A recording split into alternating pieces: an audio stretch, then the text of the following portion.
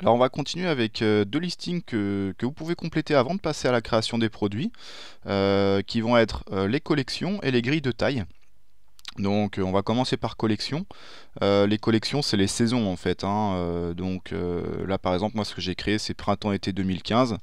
On peut venir compléter en mettant automne-hiver 2015, voilà, etc. Si vous ne souhaitez pas gérer les saisons mais les années, vous pouvez aussi mettre tout simplement 2015 et puis après vous mettrez 2016, etc. Euh, et si vous ne gérez pas du tout les saisons, la saisonnalité des produits ou les collections, ni quoi que ce soit, vous mettez permanent. Et ça peut aussi vous servir, même si vous gérez les collections, hein, d'avoir des produits des fois qui sont toutes saisons en fait, que vous avez tout au long de l'année. Donc on va les mettre dans la saison permanent. Avec un E, c'est mieux. Voilà, donc on va le rajouter. Voilà, écoutez, donc toujours pareil, on peut venir modifier ou supprimer plus tard si besoin. Et sachez que donc cet élément il est quand même assez important, les collections, parce que vous allez pouvoir vous en servir dans le menu board, c'est le menu qui vous sert à consulter tous vos produits. Il va vous servir de filtre, c'est-à-dire que vous pourrez l'activer, vous pourrez dire voilà, dans le board j'active un filtre sur la saison PE 2015, c'est-à-dire que lorsque vous allez naviguer dans ce menu-là, vous ne verrez que les produits de cette saison-là. Ça va faire office de filtre, donc voilà. C'est important que vous le sachiez. Et donc après, on va passer aux grilles de taille.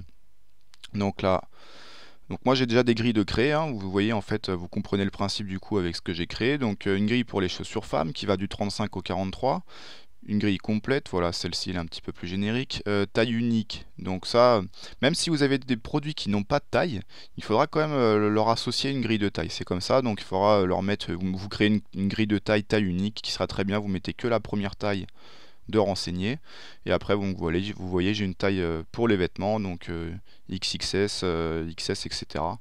Donc si vous souhaitez ajouter une grille, c'est très simple, hein, vous lui donnez un nom en fait ici, donc nom de la grille.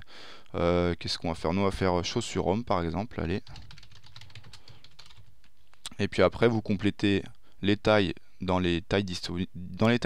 Vous pouvez aller jusqu'à 20 tailles, donc c'est quand même assez énorme. Normalement, la plupart des grilles rentrent dans 20 tailles, ce sera largement suffisant. Donc on va faire 36, voilà, 37, 38, 39, 40, 41, 42, 43, 44, etc. Donc après on clique sur le petit plus, la grille a bien été ajoutée. Et donc en fait, plus tard dans le système, quand vous rentrerez vos commandes ou votre stock, vos réceptions, etc., vous le rentrerez en fait à l'intérieur de ces grilles de taille là. Donc voilà. Alors, petite astuce quand vous créez une grille, petite astuce, petit conseil surtout, il n'y a pas de souci si plus tard vous voulez compléter les grilles, par exemple si dans chaussures femmes plus tard je veux rajouter des tailles plus importantes. Alors c'est fictif ce que je vous dis, ça ne sera jamais le cas, mais si vous voulez rajouter 44 ou 45, il n'y a pas de problème, vous pourrez venir compléter vers la droite. Par contre, venir compléter vers la gauche, vous ne pourrez pas, sinon ça vous créera un décalage. Donc prévoyez bien tout de suite les tailles maximales minimum que vous pouvez avoir. Même si vous pensez que vous ne les utiliserez pas, à la limite créez-les, c'est pas grave, ça vous gênera pas pour la suite, mais au moins vous êtes tranquille, ça vous obligera pas à recréer une nouvelle grille si vous avez oublié une grille de taille une taille à l'intérieur de la grille. Donc voilà, c'est bon pour cette partie-là, on va pouvoir passer à la création des produits.